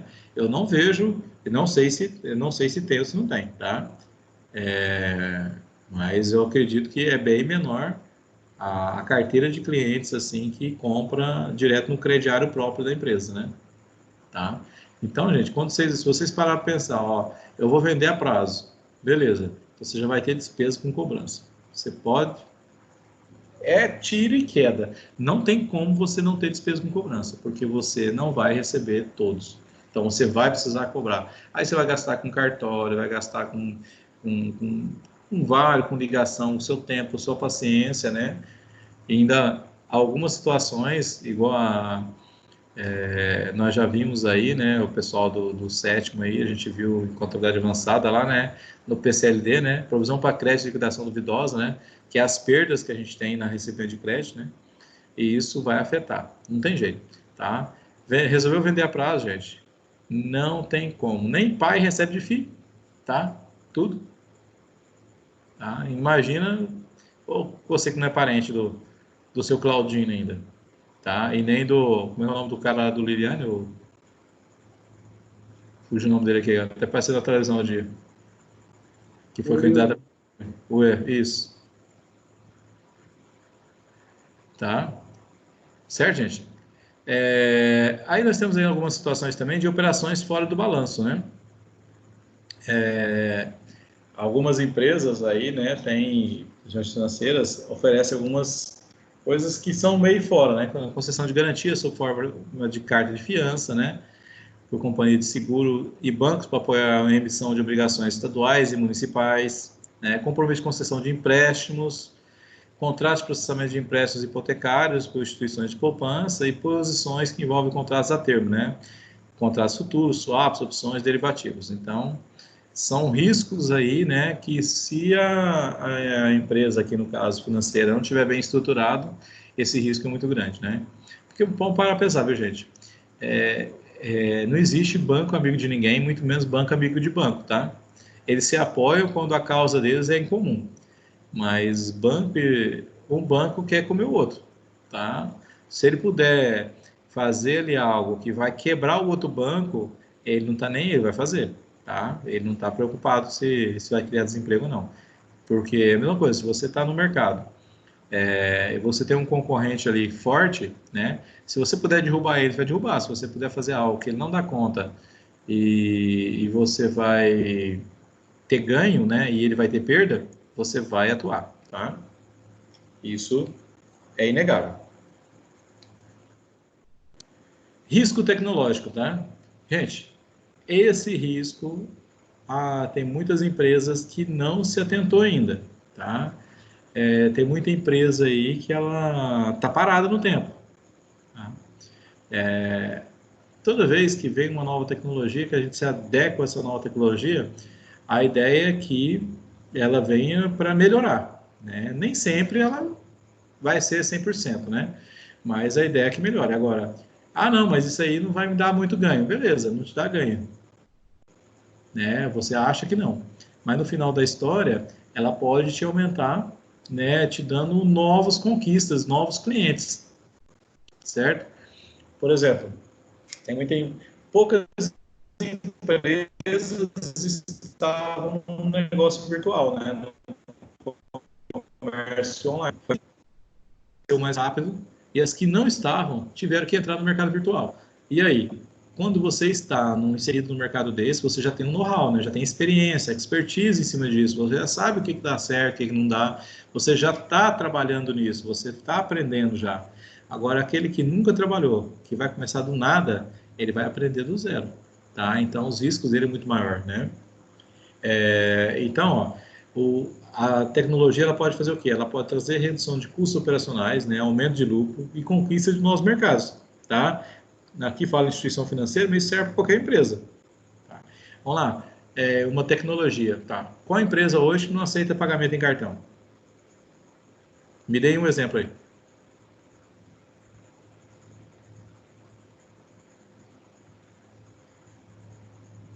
Eu sei de uma, hein?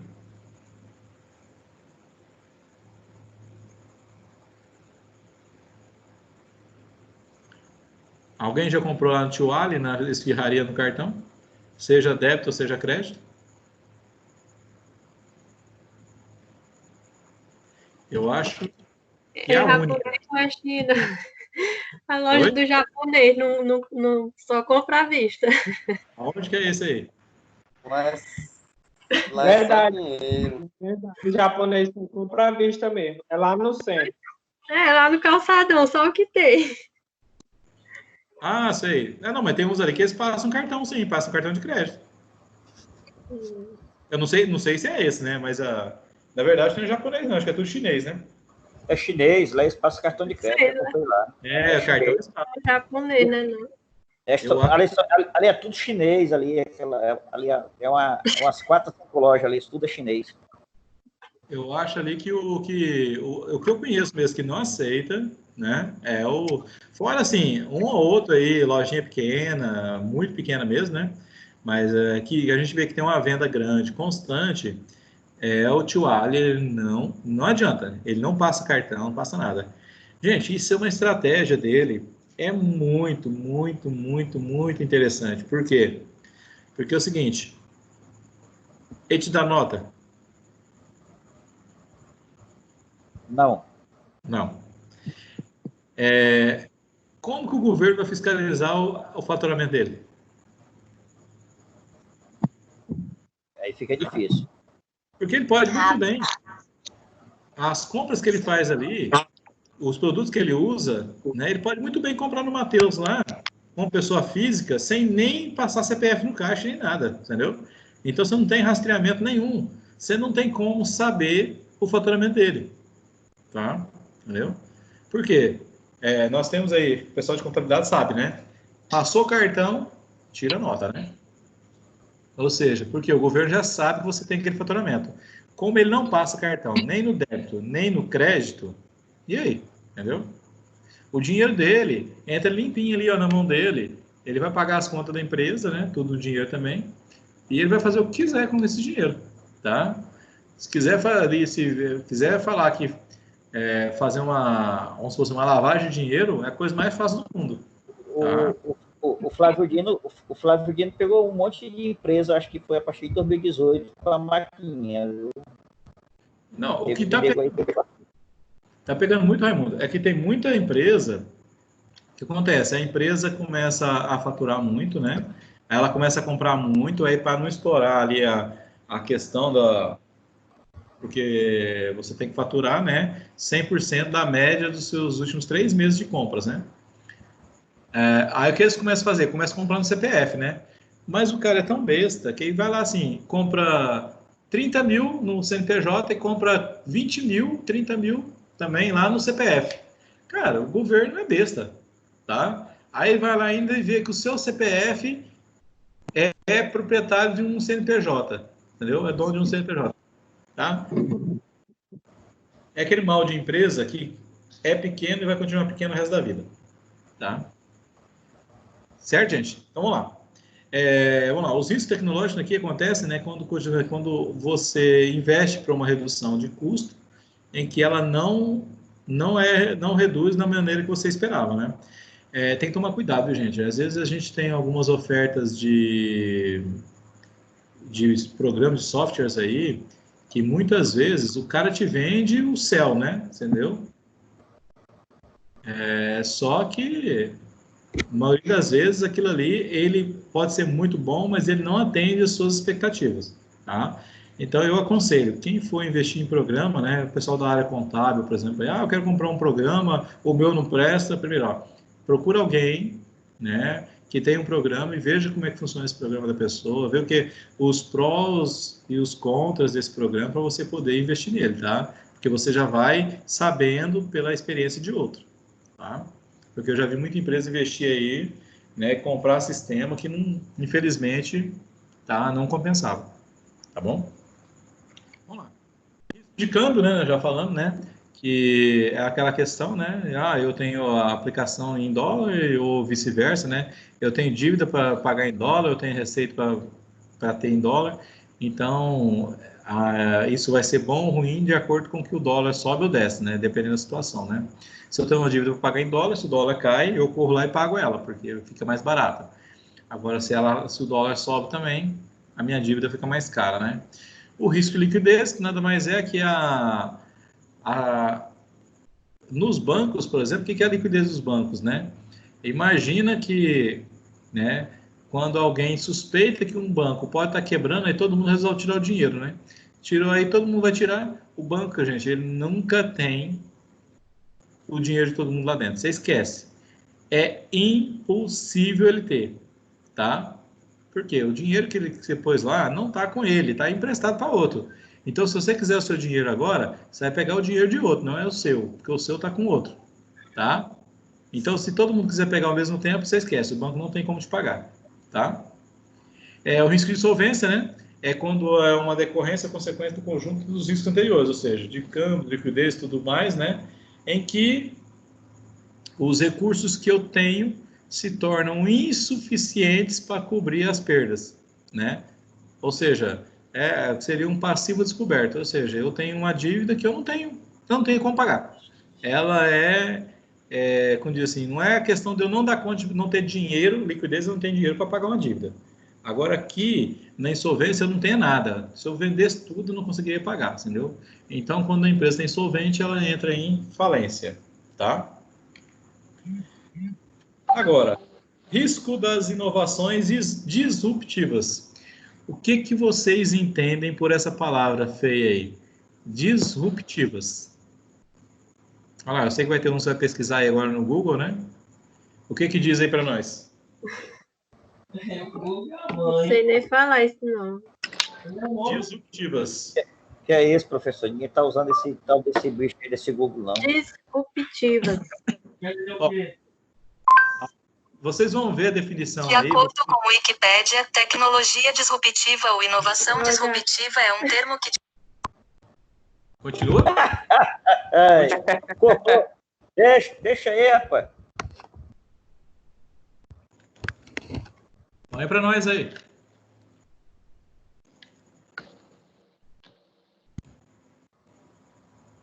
Bota no Viva Voz aí. Vou botar no Viva Voz aí. Tem. Mas tem a curiosidade. O que é, então? Fala para nós aí, Adriane. O que é a disruptiva? Não. Eu tenho um desenho para mostrar aqui a vocês, na figura. Ela é show de bola. Ela explica isso muito bem.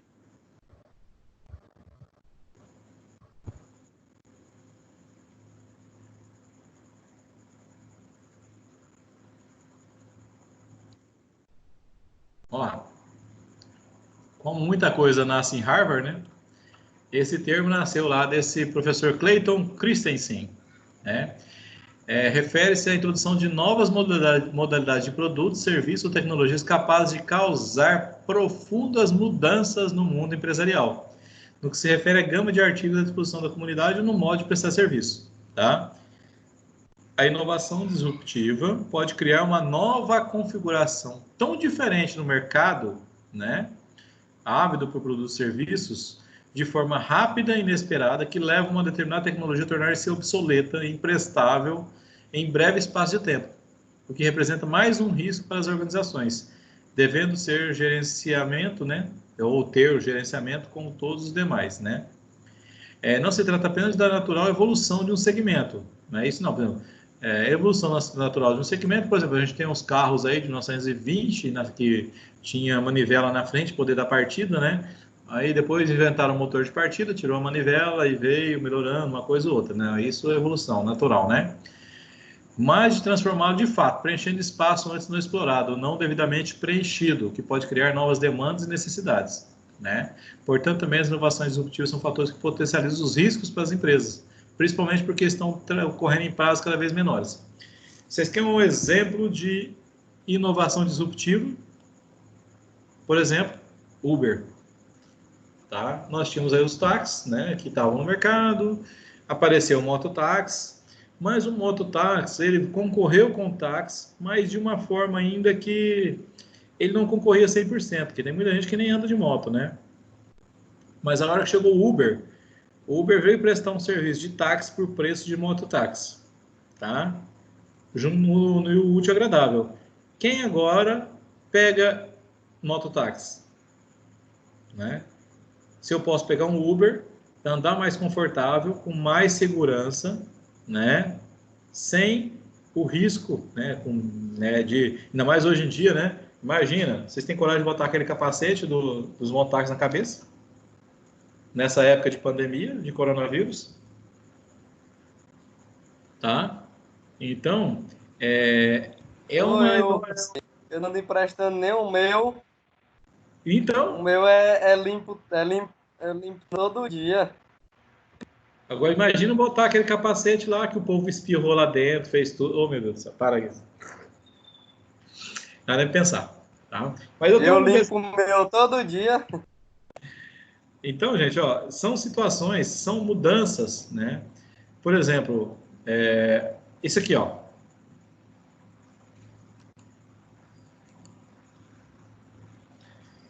Eu sou da época do LP. Eu tenho vários LP, tá guardado na casa da minha mãe, tá? As fitinhas cassete, fomos pro CD, entrou no iPod, né? Professor, o que é isso aí mesmo, esse LP, o que é? O long play, o pretão? Esse daí não deu tempo, não. Raimundo! Raimundo! Eu vi muito isso aí da Vitrolona, ó, aquele baúzão, tinha um baúzão de madeira, e Não, tinha uma vitrola, tinha você não é desse tempo, né? Tinha um disco, rádio, tudo junto, um baúzão assim, parecia um rack. E quando pulava? Quando ele fazia o furinho, quem pulava? Oh, meu Deus do céu. Tinha que ter cuidado, passava álcool. E os Walkman, né, que rodava essas fitas cassete, né? Depois veio o Walkman para rodar, veio o Discman, né? Que eu tive o Discman já, né? Aí a gente tinha um Discman que ele tinha uma fita que botava no rádio do carro, e aí você tocava o disco aqui no Discman e o som saía lá no coisa, né? Olha para a parafernália que a gente fez. Aí hoje em dia você tem um celular, que o celular se comunica via Bluetooth, né, com o aparelho do carro.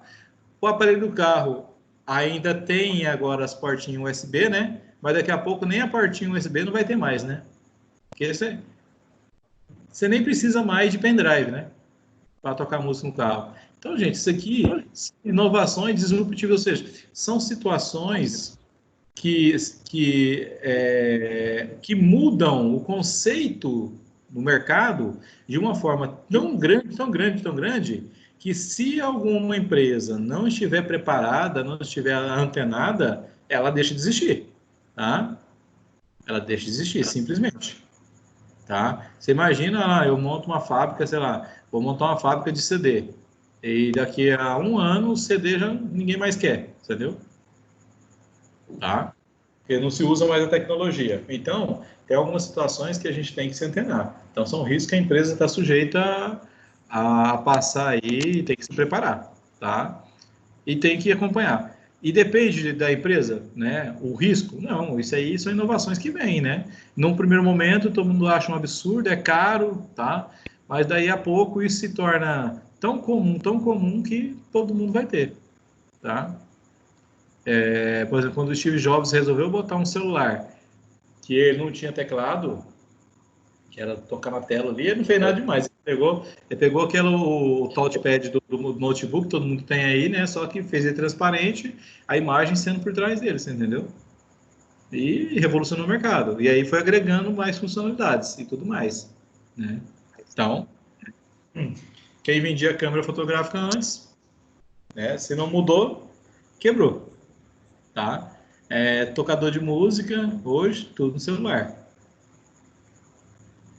Vamos lá. Aí nós temos aí um programa estruturado de gerenciamento de riscos, né, gente?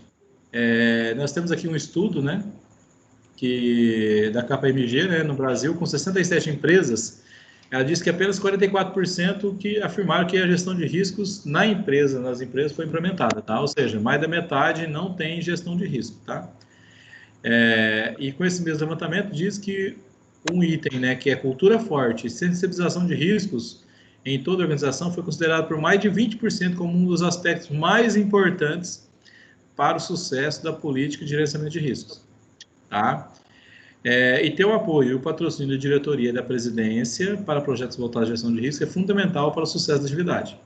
Tá? Tudo isso a gente fala, gente, por quê? Porque quando a gente entra lá na questão de controladoria, uma das funções do controller é justamente minimizar os riscos da empresa, né? Ele tem que atuar de forma a que esses riscos sejam minimizados. Então, não é simplesmente o cara que é bom de fazer uma análise aqui de vertical, horizontal, índice de liquidez, essas coisas. Não, ele tem que também se antenar no mercado, tá? E a gente vai saber disso sozinho? Não, lógico que não. Mas eu tenho que me cercar das pessoas, eu tenho que começar a ouvir as pessoas, né? Tem um filme, eu não lembro qual que é o nome do filme, não sei se é Guerra Mundial Z, alguma coisa assim. Que até tem um ditado que eles usam lá bem interessante, né? Que lá na época, né, o cara até comenta o seguinte, que se eu tenho 10 assessores, 9 têm a mesma opinião e só um é divergente, quer dizer que eu não preciso dos 9, né? Eu posso mandar 8 embora, entendeu? Eu não quero pessoas que só digam sim, entendeu? Que eu tenho que estar com aqueles que realmente vão enxergar aquilo que os outros não enxergam. Aquele um diferente, ele não está errado. Ele só está tendo uma visão diferenciada da coisa, tá? Então, não é porque você pensa diferente de todo mundo que você está errado, ou que você está certo, tá? Mas quer dizer que você pensa diferente. E a pessoa que pensa diferente, ele analisa pontos, analisa situações que os outros não estão considerando, tá? Pode estar certo, como também pode não estar, tá? Mas são posições a se levar em consideração, tá bom? Vamos lá. Riscos capazes de interromper os negócios empresariais, entre eles pandemia, né? A gente pode colocar aqui, ó, pandemias, tá? Paralisação do negócio por falha na cadeia de suprimentos, né? Desastres naturais como enchentes, incêndios, explosões, pandemias, coronavírus, quarentena, distanciamento social, tudo isso aí agora é capaz, né, de acabar com uma empresa, tá? Imagina lá, por exemplo, a gente está ali, qualquer cidadezinha ali no interior do Maranhão, Trizidela, não é? Que o rio alagou lá. Imagina quem tem uma loja ali, um comércio na beira do rio, né? Primeiro, o risco de perder a mercadoria, né? E segundo, que enquanto tiver enchente, aí ali passa o rio, passa 2, 3 meses cheio, né? Você não tem negócio, você não, né? E o cara, para aguentar isso aí tudo, ele tem que ter caixa. E se não tiver caixa, ele quebra, né? Tá? Então, gente, são situações, né, de força maior que podem impelir uma empresa, né, aí a falência, tá? Um incêndio, por exemplo, né? Você pega uma empresa, ó, nós tivemos um exemplo aqui na Ceará, né? Que foi qual era o nome da loja, gente? Era Pedal Leve, né? Pedal livre. Pedal Leve. Que o cara, eu tinha vencido a posse dele e ele não renovou, tal, pegou fogo, né? Na época foi mais ou menos 8 milhões de prejuízo, né? Você entendeu? Né, de mercadoria, aí o cara tem que reconstruir prédio, tudo. Tá ali hoje, né? Mas você vê que já não é a mesma coisa. Por quê? Porque o tempo que ele demandou para ele se reerguer, né? Os outros cresceram, né? Por exemplo, a gente falava pouco em Bodim, falava mais em Pedal Leve. Aí sem a Pedal Leve, a Bodim dominou o mercado, né? Entendeu? E surgiu outras, né? Então tem tudo isso que afeta, né? Você fora do mercado durante um tempo, o seu cliente passa a ter a opção do concorrente. E aí, de repente, ele pode já ter uma familiaridade com o concorrente, né? Tá? Vamos lá. Aí nós temos os riscos decorrentes de ataques, né, de cibercriminosos, né? E como vocês são mais cientes do que eu aí, né? Cibercriminosos nada mais que aqueles ataques que nós estamos sujeitos à internet, né? Então, como que a gente faz para diminuir esses riscos, né? Eu conheço empresas, por exemplo, que não existe porta USB que funciona, tá? Nenhum computador. O computador tem a porta? Tem, mas todas as portinhas USB são desabilitadas. Por quê? Justamente para evitar o acesso, né? Eu coloco um pendrive infectado ali, acabou. Você entendeu? Então, eu tenho que fazer o quê? Eu tenho que eu tenho que ter firewall muito bom, antivírus e tudo mais aí para controlar esses acessos, né? Eu trabalhei numa construtora, né? E era o seguinte, todo site, né? Ele era validado, né? Por exemplo, você entrou num site novo, né? Então, ele te permitia entrar. A hora que você entrou a um site novo, primeira coisa, o pessoal do TI ia lá e ia ver aquele site, o que era aquele site. Se tinha a ver com o seu serviço ou não. Se tinha a ver com o seu serviço, beleza. Ele já ia ser classificado como um endereço ali que era permitido. Agora, se não tivesse nada a ver com o seu serviço, né, com a empresa em si, ele já era classificado como um site proibido. Aí já ninguém mais acessava aquele site. Tá? Então é feita essa validação. Por quê? Para evitar. Por duas coisas, né, gente? Primeiro, você trabalha na empresa, você não pode acessar qualquer coisa. Tá? Primeiro, porque você tem que acessar aquilo que é de interesse para a atividade da empresa. E segundo, né, que tem coisas que, né, são impróprias para ser acessar no horário de trabalho. E quando você acessa algo que não é de utilidade da empresa, você está usando o seu tempo que a empresa está pagando para fazer coisa que não é de interesse da empresa. Tá? Por exemplo, eu trabalhei na Rodobens também. A Rodobens é o seguinte, você entrava, então, a gente entrava 8 horas. Até 8h30 você conseguia navegar em todos os sites de notícias, né? Folha, UOL, Estadão, Globo, essas coisas tudo, né? Aqui dava 8h30, todos esses sites eram bloqueados. Aí eles eram liberados 11h30.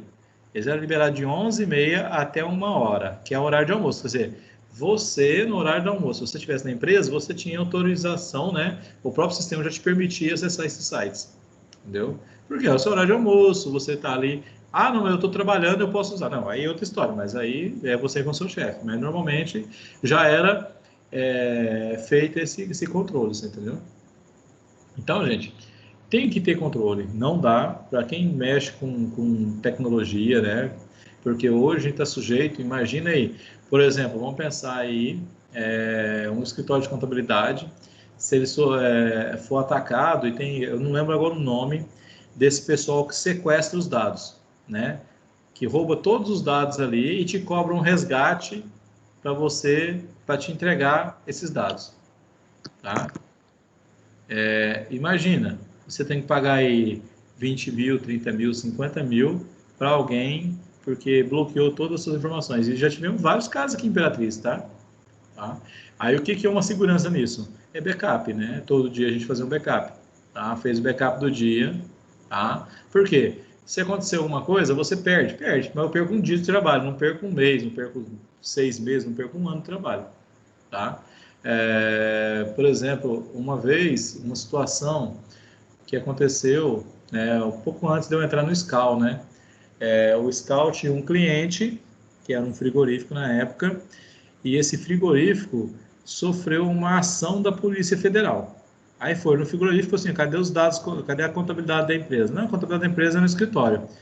Eles foram no escritório de contabilidade, lá no SCAL, e simplesmente desconectaram os servidores e levaram embora. Ou seja, eles não levaram somente as informações do frigorífico, levou todas as informações de todas as empresas, ficou tudo parado, né? Aí até você ir, né?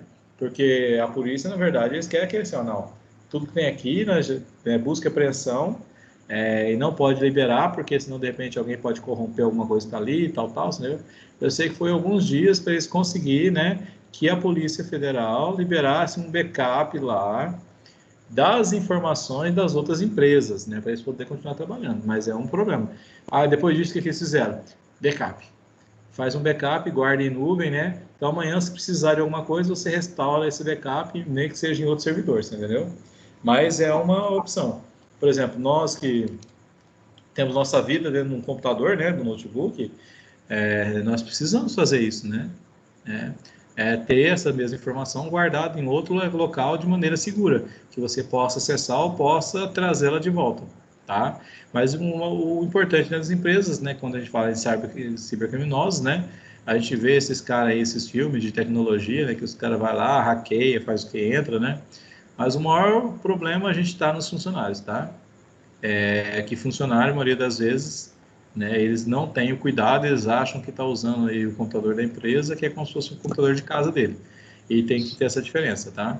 Mas para isso, primeira coisa, é fazer um curso, conscientizar eles e botar uma normativa do que pode, o que não pode e punir, tá? Se o cara fez alguma coisa que está fora da política de cibersegurança da empresa, é punir, tá? E o que tem que fazer, ó, é identificar os usuários, né? Fazer quem fez, o que fez, quando fez, por que fez, tá? Como forma também de minimizar isso, certo? Cadastrar ativos, né? Ou seja, saber todos os dispositivos, quem é que está usando, quem está, se pode trazer ou não, entendeu? Tem que saber tudo que você tem, tá? Proteger os dados, que é o que a gente tem que fazer, que é fazer justamente esses backups da vida, né? E outra história, né? Outro detalhe, né? Vamos lá, se eu faço um backup, eu não posso deixar esse backup na empresa, tá? Eu posso, eu faço 2. Deixo na empresa e levo outro para casa. Se entrar alguém, roubar os computadores na empresa, levar o backup embora, não adiantou nada, né? Tá?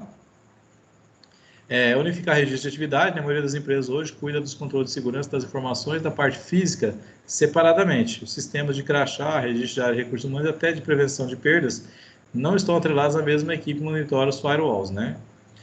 O ideal é que todo mundo seja tudo incorporado, uma coisa só, né? E a gente tem que, cada medida que você identificar uma tentativa de ataque, se você já tem uma ferramenta, você tem que desenvolvê-la mais. Se você não tem, você tem que implementar uma ferramenta, tá? Então, gente, esses aí são os principais riscos que as empresas estão sujeitas, né? Tá? Esse risco aqui de ciberataques, cibercriminosos aqui, qualquer empresa hoje está sujeita. Por quê? Toda empresa trabalha com internet. Toda empresa tem computadores, está ligado na rede, você entendeu? E o risco está aí, tá? É que até hoje a maioria, como diz assim, os criminosos, vamos dizer assim, né, eles não enxergaram ainda o objetivo, né, financeiro ali que vale a pena para atacar essas pequenas empresas, tá? Mas as grandes, elas têm os seus controles de segurança, né? E quais são as empresas que mais controlam a sua segurança cibernética? São os bancos, né? Porque o banco trabalha com um recurso que ele nem precisa ser físico, né? Mas é um recurso que todo mundo quer, né? Certo? Pessoal, alguma dúvida aí?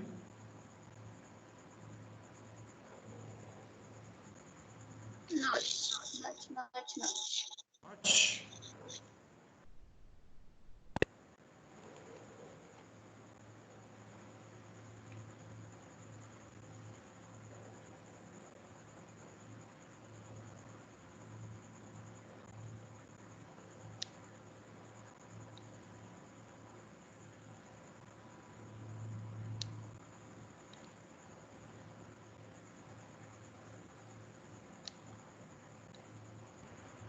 Gente, eu não estou escutando nada, não.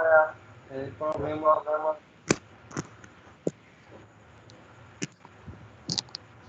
Oi, Felipe? Que problema. Eu não escutei o que foi que o senhor perguntou. Eu já tenho alguma dúvida aí.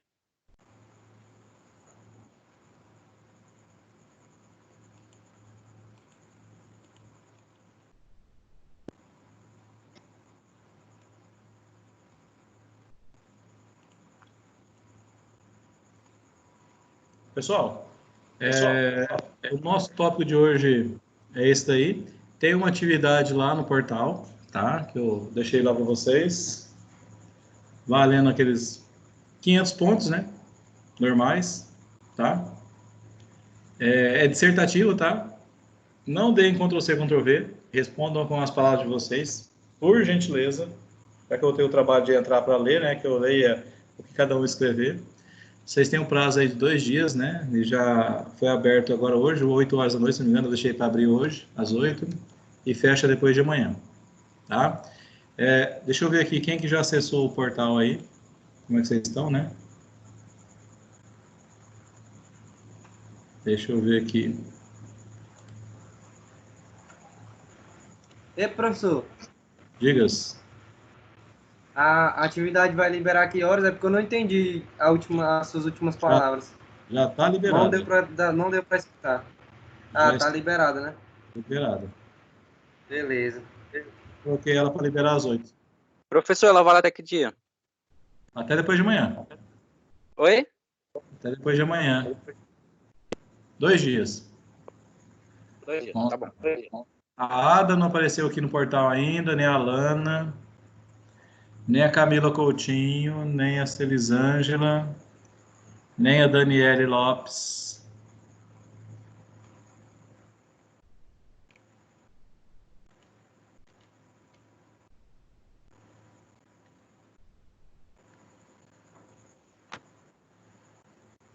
Já que eu acesso aí, professor. Nem o Fernando Bezerra, Todo dia, né? nem o Hugo, nem a Irnáguila. A Irnáguila fica caladinha na sala de aula, ela fala tanto aqui, ela tem vergonha.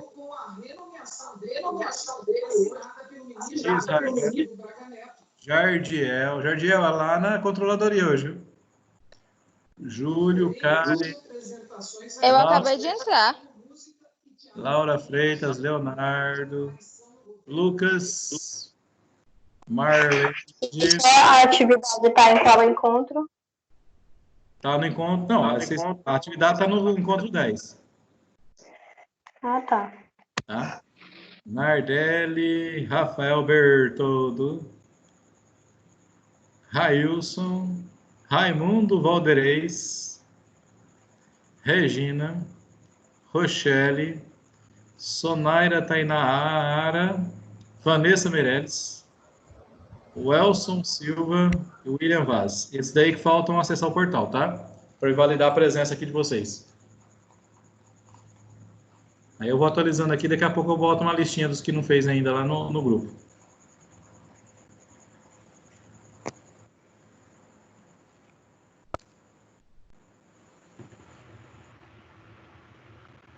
É isso aí. Ok? Pessoal,